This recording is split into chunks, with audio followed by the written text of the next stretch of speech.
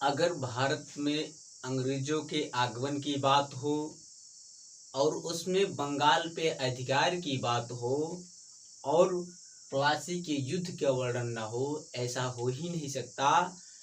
आज हम सब अंग्रेजों के द्वारा किस प्रकार से बंगाल पे कब्जा करते हैं और बंगाल को चूस कर कंकाल बना देते हैं, उसके संदर्भ में एक महत्वपूर्ण युद्ध होता है जिससे अंग्रेज बंगाल पर पूर्णतः नियंत्रण कर देते हैं, अपनी कूटनीति का प्रदर्शन करते हैं। तो आज हम सब इसी कड़ी में आज प्लासी का युद्ध देखेंगे। बंगाल में दो महत्वपूर्ण युद्ध हुए थे अंग्रेजों के माध्यम से, जिससे अंग्रेज बंगाल पे कब्जा कर लें, क्योंकि बंगाल उस समय बहुत ज़्यादा धन संपदा राज्य था। तो बंगाल पे दो ऐसे युद्ध हैं जिससे पूरे भारत को प्रभावित किए थे। एक था प्लासी का युद्ध और एक था बक्सर का युद्ध। बक्सर का युद्ध 1764 में लड़ा गया था, जबकि प्लासी का युद्ध 1757 ईस्वी में लड़ा गया था। प्लासी का युद्ध जो है अंग्रेजों की कूटनीति का परिणाम था, वहीं बक्सर का युद्ध अंग्रेजों की सैनिक प्रतिभा का परिणाम मिलता है। क्योंकि प्लासी के युद्ध में अंग्रेजों को बहुत ज़्यादा क्षति नहीं हुई थी, सैनिक बहुत ज़्यादा नुकसान नहीं हुए थे, क्योंकि इसमें क्या किया था, रॉबर्ट क्लाइव ने कूटनीति का प्रयोग किया था और सिराजुद्दौला जो उस समय बंगाल का शासक था, उसके जो संबंधी थे उनको धन का लालच देकर, पद का लालच देकर अपनी तरफ मिला लेता है और प्लासी का युद्ध लड़ता है, जिसमें क्या होता है, विजयी होता है।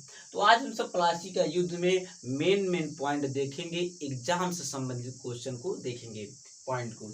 प्लासी का युद्ध तो 23 जून 1757 को होता है, लेकिन इसके पहले का थोड़ा बैकग्राउंड देख लेते हैं। सबसे पहले जब औरंगजेब की मृत्यु हो जाती है तो धीरे धीरे मुगलों का पश्चिम बंगाल से क्या होता है, नियंत्रण कम हो जाता है और मुर्शीद कुली खां के नेतृत्व में बंगाल एक स्वतंत्र राज्य की स्थापना होती है। और धीरे धीरे जब मुर्शीद कुली खां औरंगजेब को राजस्व कम देने लगता है तो धीरे धीरे पश्चिम बंगाल में उन्नति होती है और धनों का जमाव होने लगता है। मुर्शीद कुली खां की मृत्यु के बाद अली वर्दी खां वहाँ का नियंत्रण करता है, यहाँ प्रशासक बनता है, स्वतंत्र राज्य को मजबूत करता है। और अली वर्दी खां ही कहा करता था अंग्रेजों के लिए, वह कहा करता था कि ये क्या है, यूरोपीय क्या है, मधुमक्खी के छत्ते के समान हैं, अगर इन्हें ना छेड़ा जाए तो ये साथ देंगे, और अगर इन्हें छेड़ दिया जाए तो मारकर खा जाएंगे। यानी अली वर्दी खां यूरोपियों के मधुमक्खियों के समान तुलना किया था। अली वर्दी खां की मृत्यु के बाद, क्योंकि अली वर्दी खां के कोई पुत्र नहीं होते हैं, तो अली वर्दी खां की एक पुत्री होती है, उसका एक पुत्र होता है, उसका नाम सिराजुद्दौला होता है। अली वर्दी खां की मृत्यु के बाद सिराजुद्दौला शासक बनता है। सिराजुद्दौला क्या था, दौहिक पुत्र था। आपको कहीं कहीं किताब में दौहिक पुत्र मिलेगा। दौहिक पुत्र मतलब होता है पुत्री से उत्पन्न पुत्र को ही दौहिक पुत्र कहा जाता है। तो सिराजुद्दौला के समय में अंग्रेज क्या कर रहे थे, पश्चिम बंगाल में अपने जो कारखाने बनाए थे, जो कोठियां बनाई थी फोर्ट विलियम, उनकी किलेबंदी करने लगे थे। और किलेबंदी करने के बाद उनके तहों पर तोपखाने लगाने लगे थे। अब सिराजुद्दौला महत्वाकांक्षी शासक था, उसको डर सताने लगा कि कहीं हमारा शासक न छिन जाए, अंग्रेज कहीं यहाँ पर सैनिक जमाव करने लगे हैं पश्चिम बंगाल में, यहाँ पर किलेबंदी करने लगे हैं, तो कहीं हो सकता हम पे आक्रमण करके हमें ही न नुकसान पहुँचाए, हमारा ही शासन न समाप्त कर दे। इसीलिए सिराजुद्दौला क्या करता है, अंग्रेजों पर क्या पश्चिम बंगाल में आक्रमण करता है, अंग्रेजों की कोठियों पर। और जब कोठियों पर आक्रमण करता है तो आक्रमण करने के बाद बताते हैं जे हालवेल, कौन, एक अंग्रेज अधिकारी थे जे हालवेल, वह बताते हैं कि जब सिराजुद्दौला पश्चिम बंगाल पे आक्रमण करता है तो आक्रमण करने के बाद वहाँ के जो अंग्रेज जनता थी, अंग्रेज जो आदमी थे, उनको 20 जून 1756 ईस्वी को एक काल कोठरी में, एक छोटी सी कोठरी में 146 व्यक्तियों को बंद कर देता है। कितनी? 146 व्यक्तियों को बंद कर देता है। और ये जून की गर्मी से 146 व्यक्तियों में सिर्फ 23 लोग ही अगले दिन बचते हैं, बाकी सभी लोगों की मृत्यु हो जाता है।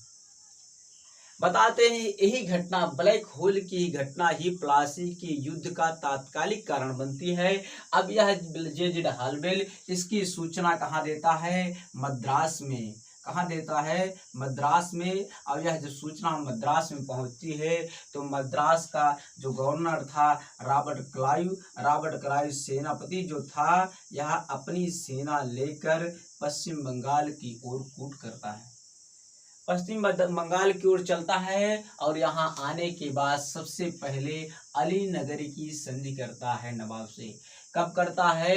9 फरवरी 1757 ईस्वी में अलीनगर की संधि करता है और इस संधि में कुछ रियायत प्राप्त कर लेता है। अब क्या होता है? अब इसे किले की किलेबंदी करने और कुछ प्रावधान मिल जाते हैं, कुछ छूट मिल जाती है नवाब की तरह से। और इसके बाद यही नहीं रुकता रॉबर्ट क्लाइव। अब रॉबर्ट क्लाइव क्या सोचता है कि क्यों ना हम बंगाल पे पूरा नियंत्रण कर लें, क्योंकि वहाँ धन ज़्यादा था और अंग्रेजों की धन की लालसा ज़्यादा थी। इसीलिए अब यह सोचता है कि क्यों ना हम पश्चिम बंगाल पर पूरा ही कब्जा कर लें, क्योंकि उस समय पश्चिम बंगाल नहीं था, बिहार और उड़ीसा के भी क्षेत्र उसमें सम्मिलित थे, बांग्लादेश के भी क्षेत्र सम्मिलित थे। तो यह क्या करता है? यह जो सिराजुद्दौला के संबंधी होते हैं उनको प्रलोभन देने लगता है। जैसे मीर जाफर उसमें मेन सेनापति था, मीर जाफर सिराजुद्दौला को इसको पद का लालच देता है, कहता है अगर आप हमारी तरफ मिल जाएंगे तो आपको क्या होगा? सिराजुद्दौला को हटाने के बाद आपको उसका पद दिया जाएगा। इसके साथ ही सिराजुद्दौला की एक मौसी थी, उसका नाम था घसीटी बेगम, उनको अपनी तरफ मिला लेता है। मनिक चंद एक व्यापारी हुआ करते थे बहुत, उनको अपनी तरफ मिला लेता है। और इस तरह उनके संबंधियों को या उनके सगों को जो उनके साथ रहते थे सिराजुद्दौला के, उनको अपनी तरफ मिलाकर और 23 जून 1757 ईस्वी को क्या करता है? रॉबर्ट क्लाइव सिराजुद्दौला पर क्या करता है? आक्रमण कर देता है। इसमें क्या होता है? जब आक्रमण हो जाता है तो मीर जाफर क्या करता है? सिराजुद्दौला को कहता है कि आप युद्ध छोड़कर भाग जाइए, हम उसमें नियंत्रण कर लेंगे, आप युद्ध को हमारे हवाले करके भाग जाइए। कुछ जो सिराजुद्दौला के विश्वास पात्र होते हैं वो युद्ध में मीर मदान जैसे हुए, ये सब युद्ध में क्या करते हैं? मारे जाते हैं। और इस युद्ध में उनके जो सिराजुद्दौला के विपक्षी थे उन्हीं का ही बोलबाला था, विश्वासघातियों का ही बोलबाला था। और अंतिम में क्या होता है? प्लासी के युद्ध में सिराजुद्दौला की पराजय हो जाती है। प्लासी का जो युद्ध लड़ा गया है वह पश्चिम बंगाल के नादिया जिले के भागीरथी नदी के किनारे प्लासी का युद्ध लड़ा गया था। इस युद्ध में के बाद रॉबर्ट क्लाइव को जो है स्वर्ग से उत्पन्न सेना नायक कहा गया है। क्या कहा गया? स्वर्ग से उत्पन्न सेना नायक कहा गया। विलियम पिट महोदय ने रॉबर्ट क्लाइव को स्वर्ग से उत्पन्न सेना नायक कहा। क्या कहा?